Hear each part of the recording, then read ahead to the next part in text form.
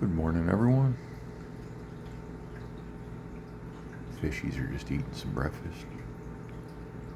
Just a little bit of kibble. Should call it pellets, but I don't know. Too used to having my cat, so I keep calling it kibble. And they're loving it though. Everybody's on it today. He's still being picky. He'll eat some though, but he doesn't want them for some reason. So he's still being picky. We'll get some beef heart in him, and we'll get some bloodworms and shrimp going in a little bit. There you go. See, I don't put that in right away because I'm trying to encourage him to get back on the kibble. If he really wants to gain weight, that's what he's got to do. So he just went up and ate a couple. And that's what he does. But see, the other one's all over it. So she's got getting her weight back. Like she's doing phenomenal. But he's being reluctant. And I just keep working on him. That's what I'm doing though. I'm giving them no option. I'll give them kibble first. That's just about to disappear. And I'm gonna drop some flake in just a second. So I see that's all gone. The flake's a little easier to eat. He might go for some of that. I've literally got to coax him back into the right foods because he went off food. He went off food completely. He's eating now, but he's only eating meats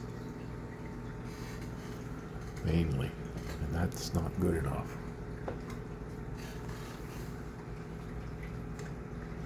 You think the live foods make these fish grow? They don't. They just don't. Beef heart will get them fat if they've already got bulk. But if they don't have bulk, it's not going to help you. Give me a second. So here we go with the flake.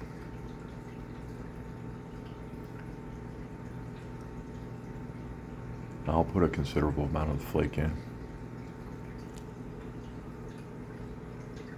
They'll eat it all. They're just a little slow about it.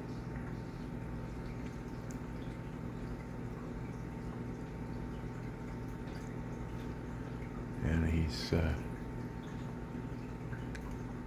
considering it. Probably grab a couple. No.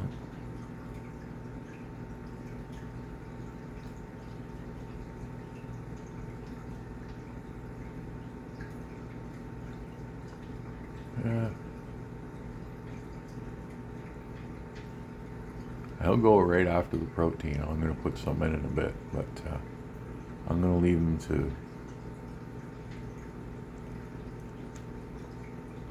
think about this stuff some more. He doesn't want it.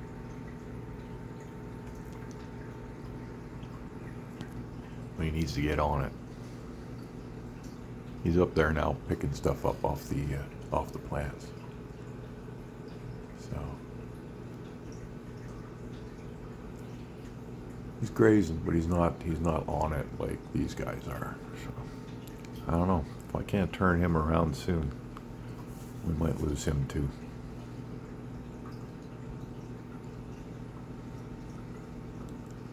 But now he's healed. I just need him to eat. And he went off eating, so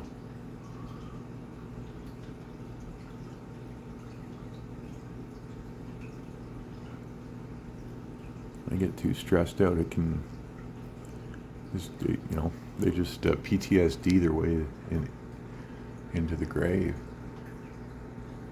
He's really got to get back to business.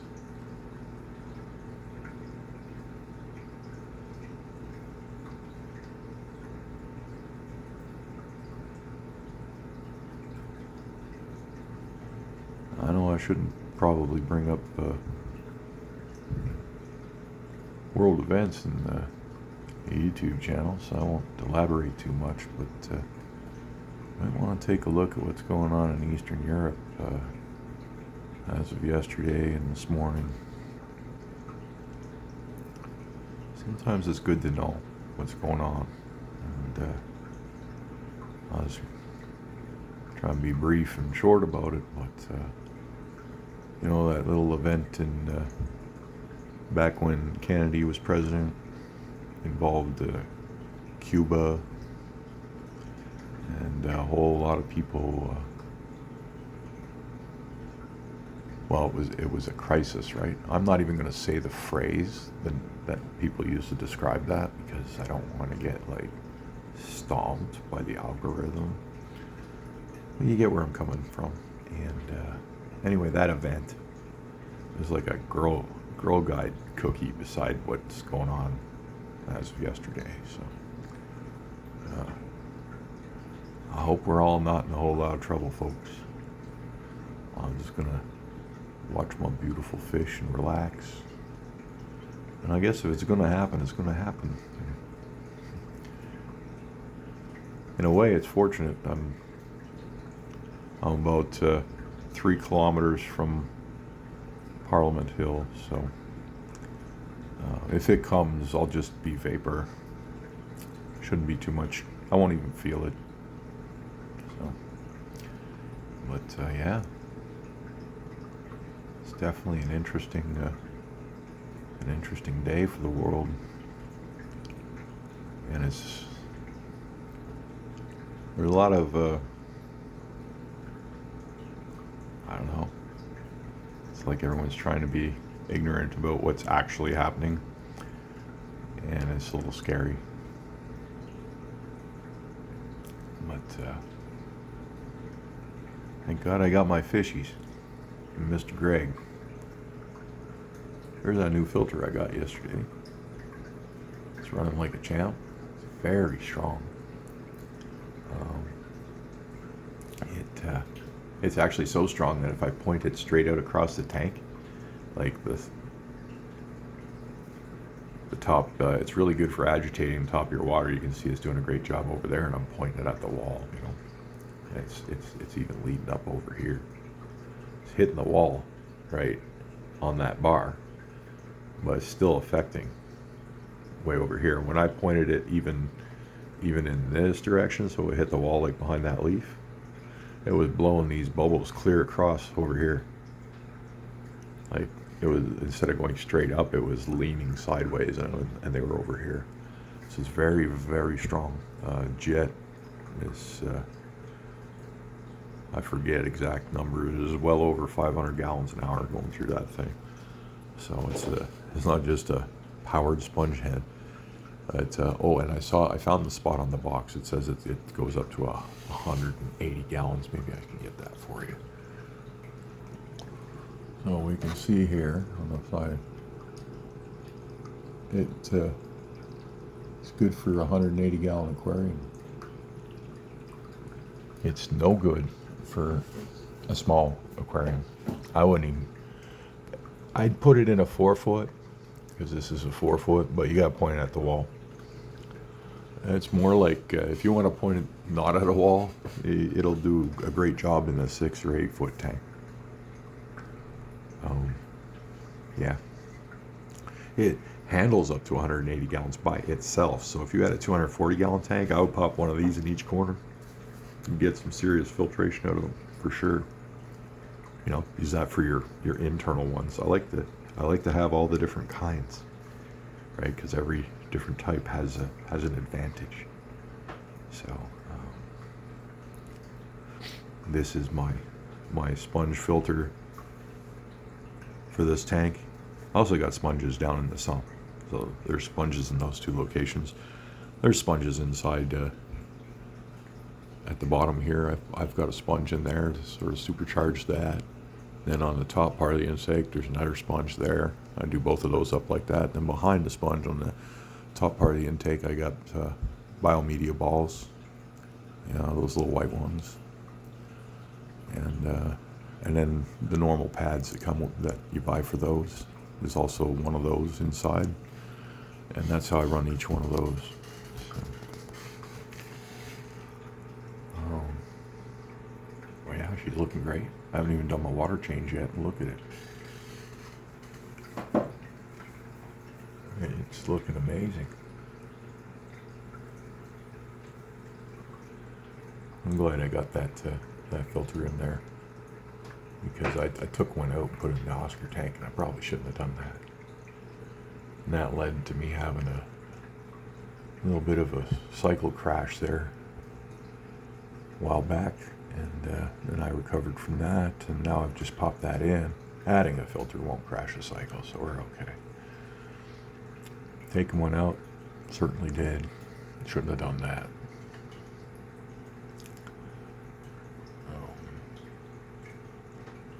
Oh yeah, water's looking crisp.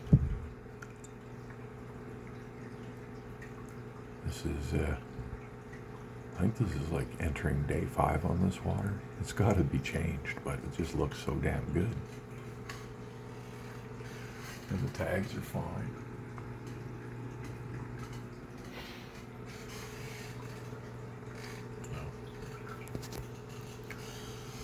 But they're getting their water anyway. I got growing fish, and you don't play games when your fish are growing. That's how you get them stuck and stunted, you know.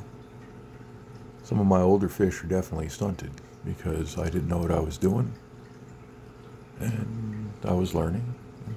I made mistakes, like we all do when we learn. So, I mean, they're not horribly stunted, but these guys are stunted. Beautiful fish still.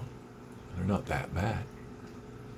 But they're nice and round, so they have good attributes. But their eyes are too big for their bodies. In my opinion, I think I stunted those 2 fish. They're from the first batch I ever purchased. But then I have another fish that didn't turn out to be a snakeskin, but it turned out to be normal turt. It was born to the same parents of these, and it's pretty big.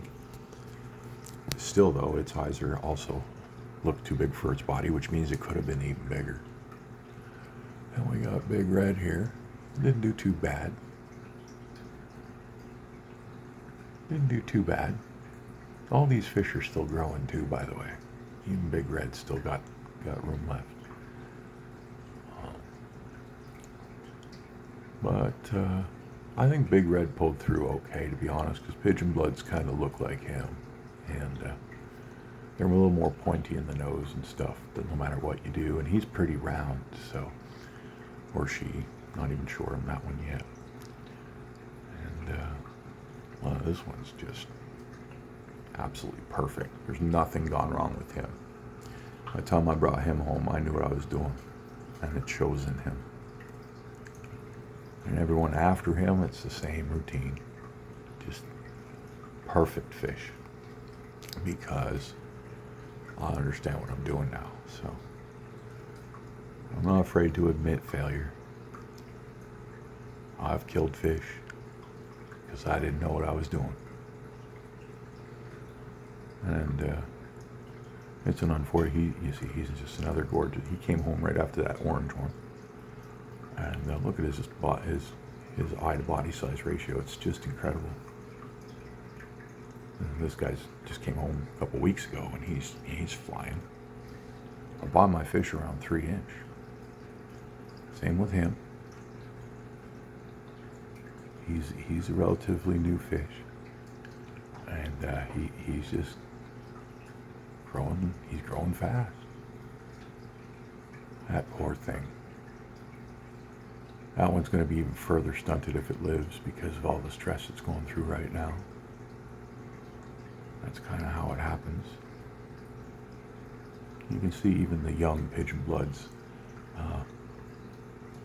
eye to body size ratio. There's nothing wrong with him. He hasn't had time to stunt yet. They're just genetically a little bit like that, these guys. Pointy noses and big eyes. He's another early fish. It turned out pretty good, but it's a pretty big eye. But technically, as long as you can fit 4 eyes from top to bottom, you're not supposed to call it stunted. So you've got 1, 2, You know what I mean? Like he almost stunted that one. Um, and I guess I could say that for even the ones I'm complaining about. I mean, in my view, I stunted a lot of my early fish. But a lot of people would say they're fine. They're not stunted because they have 4 or more eyeballs in that measurement. And as long as you have 4 or more, the fish is considered okay. But the truth is, 4 is on its way to, like, it's borderline being called stunted. That's how that works. And then there's just total fish size as well, right? These fish, if you do it right, and it's hard, and a few people can get them this big, but you can get these fish into the like 11, 12 inch diameter. Oh, and I'm talking top to bottom measurement here. A lot of people do the measurement from front to back. It's a little shorter that way. So keep that in mind. But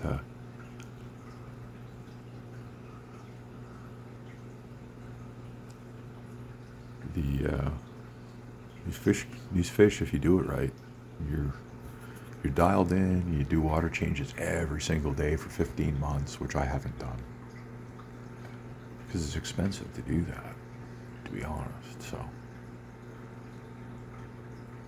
in the beginning, though, when I had like really small ones, it was every day, every second day, and as time went on, I could add a day because the tank was getting more and more seasoned, and the fish were getting bigger.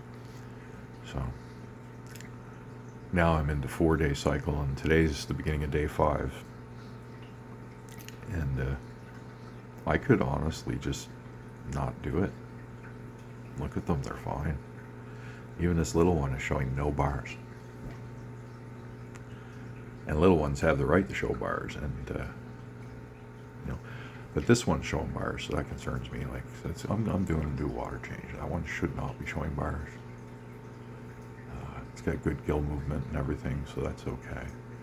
But for some reason he's showing bars, and the water's old, so that's probably why. Well, yeah, when I finish this up, get some breakfast going, and we'll get them changed out, give them a gravel vac, clean filters, and full maintenance. Do a little glass work. These lights are great, actually. I've come to realize my algae problem is probably my old set of lights, because it's all dying off now. These new lights are not satisfying that algae, which is great. I hope it continues, but it seems to be happening that way. So maybe my swords will come back now, because they're just getting smothered. Hopefully it's enough light for real plants. Should be, though. They're hygers. But well, there's my morning video. I spent a little time with the Discus today and yesterday.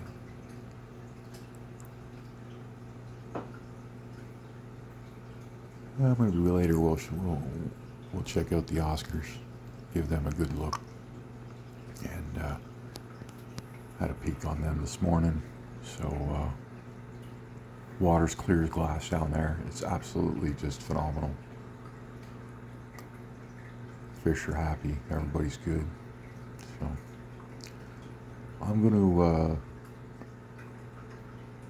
try feeding them some new shrimp today. I got some new raw shrimp, so I'll make a video of that. We'll see how it goes. I have to chop it up a bit. They're kind of big, but give them some Pacific shrimp. See how the Oscars like that. And I'm hoping what's going to happen is the shrimp's going to turn their orange color from the krill. Krill's making them orange. I want to turn it to red. So I'm going to switch from krill to shrimp. And we'll see if that does a trick for us. Well, we're clocking in at 20 minutes here, so I'm going to call this one. And we'll catch you on the next one.